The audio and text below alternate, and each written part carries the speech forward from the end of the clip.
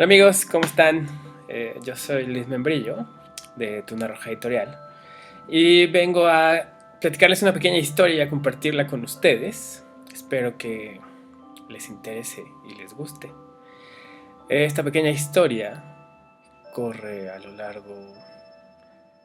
Bueno, primero, antes de eso quisiera agradecer a Universo de Letras y a la UNAM y a todos ustedes por estar aquí, por acompañarme y por invitarme a compartir esto con ustedes. Entonces, ahora sí, ahí les va la historia que a mí me gustaría compartir con ustedes, que es la historia de la Atlántida. Muchos pensarán que es una historia fantástica, muchos pensarán que es una historia real, pero como veremos, al final pasa a ser lo menos importante. Se cuenta que había una época en la que la Tierra estaba cubierta de hielo, más que de otra cosa, y solo en una pequeña porción de la Tierra, en pequeñas porciones de la Tierra, había islas. Y una de estas islas, que era la más grande, era conocida como Atlántida. Esta isla estaba protegida por dos enormes volcanes que evitaban que todo el frío que venía de los glaciares penetrara esta tierra. Y entonces provocaba una pequeña zona alrededor de la isla y en la isla que permitía el agua, las plantas y por supuesto la vida de personas muy parecidas a nosotros como seres humanos. Y se cuenta que ahí era una tierra muy tropical, y es decir, que crecían muchas frutas como las piñas, los mangos, algunas otras frutas tropicales, y había animales también. Y estos grandes volcanes, estas grandes montañas cubiertas de hielo, al ir bajando ese hielo se iba descongelando y generaba ríos y riachuelos de agua muy cristalina y pura. Se cuenta que los hombres que habitaron esta tierra fueron aprendiendo a convivir con todo, eh, con este par de montañas, con sus hermanos humanos, con sus hermanos plantas, con sus hermanos animales. Y vivían todos en paz y tranquilidad.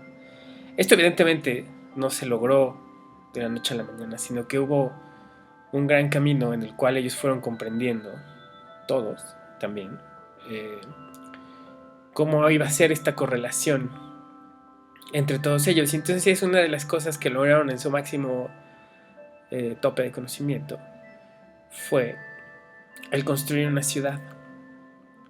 Esta ciudad tenía círculos concéntricos y en medio de cada círculo habían construido ellos unos canales de agua por donde esta energía del agua recorría por todos lados y era de todos.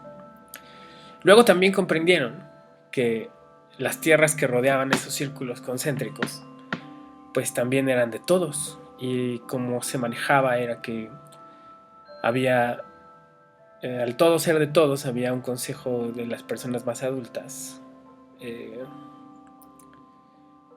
ellos eran los que iban compartiendo y decidiendo a quién se le daba esas porciones de tierra. Es decir, al ser todo de todos, pues si a mí me daban algo, no era solo mío, era de todos. Y lo que yo hacía con eso, pues no era mi responsabilidad, sino responsabilidad de todos, y viceversa.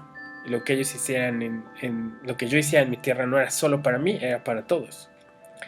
Entonces esto provocaba que hubiera un sistema donde nunca había escasez, nunca se necesitaba, había alguien que necesitara y no tuviera, había alguien que tuviera más de lo que necesitaba. Nunca sucedía eso a través de ese sistema. Y entonces conforme fueron evolucionando, fueron encontrando cosas como los metales. Y entonces al encontrar los metales decidieron hacer puentes cubiertos de oro.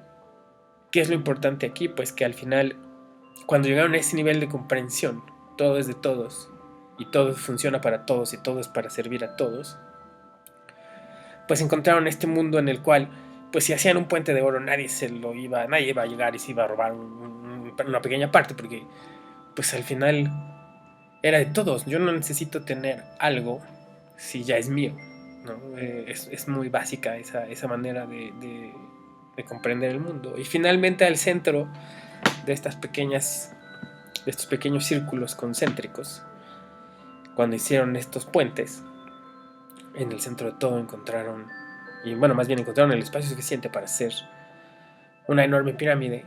Se cuenta que esa pirámide es casi del tamaño de la pirámide egipcia, que son 120 metros de alto, en una base de 120 metros, que sería más grande, digamos, que la de Teotihuacán. Y dentro de esa pirámide, lo que construyeron fue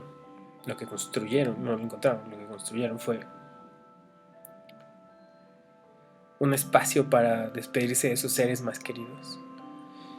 Y en ese espacio, ellos, al darse cuenta de todo esto, se dieron cuenta que hay ciertos días en las vidas de los seres humanos en los cuales sientes más una cosa o la otra.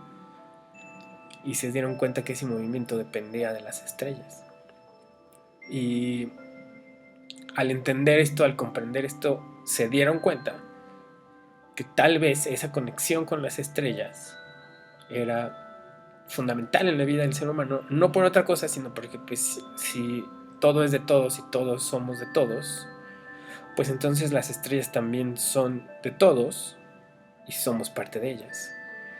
Y por eso se decidió hacer esta ideología en la cual, pues si todos somos parte de las estrellas, pues en algún momento venimos de ellas y en algún momento vamos a ellas.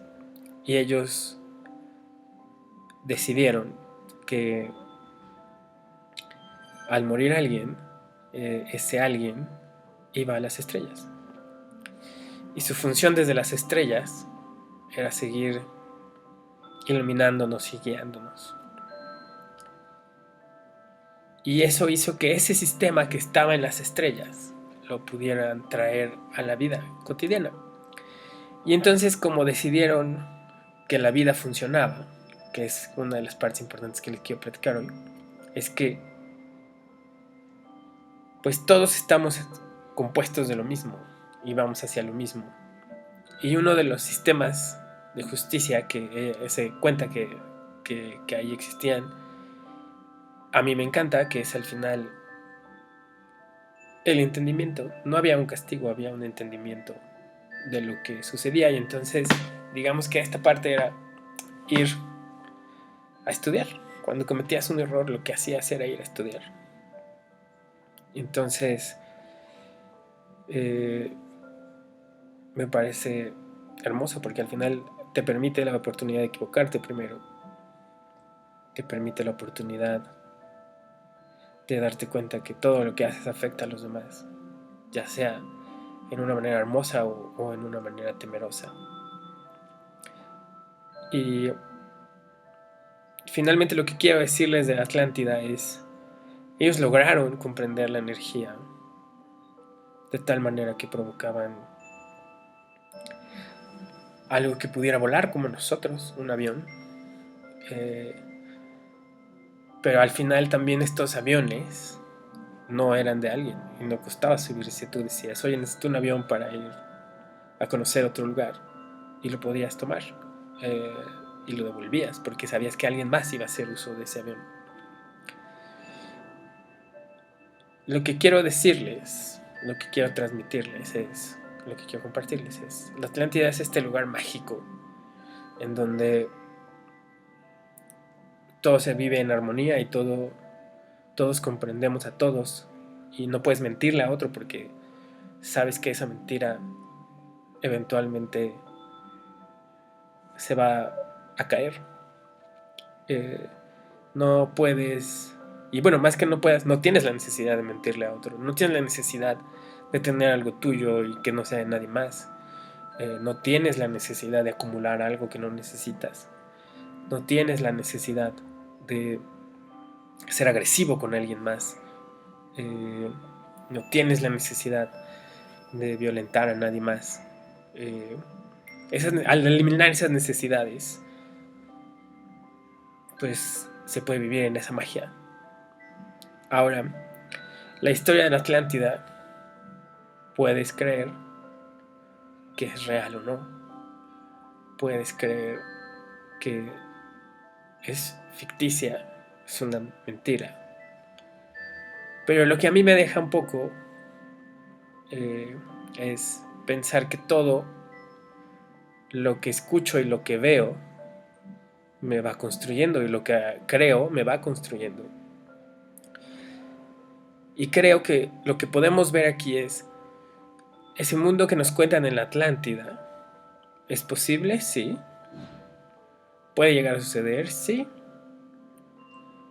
¿Tiene validez? Sí. Entonces lo importante aquí es si tú decides creer que es así o no, que la Atlántida es parte de nosotros o no. Y la manera de practicar esa vida de la Atlántida es muy fácil todos los días. Todos los días cree en ti y cree en los demás. Todos los días date cuenta de que no necesitas hacer cosas que dañen o engañar a los demás. No se necesita. Y espero que esta historia resuene en sus corazones. Que esa magia la crean posible y empiecen a vivir en ella. Muchas gracias, yo soy Luis Membrillo y espero que les haya gustado esta pequeña historia.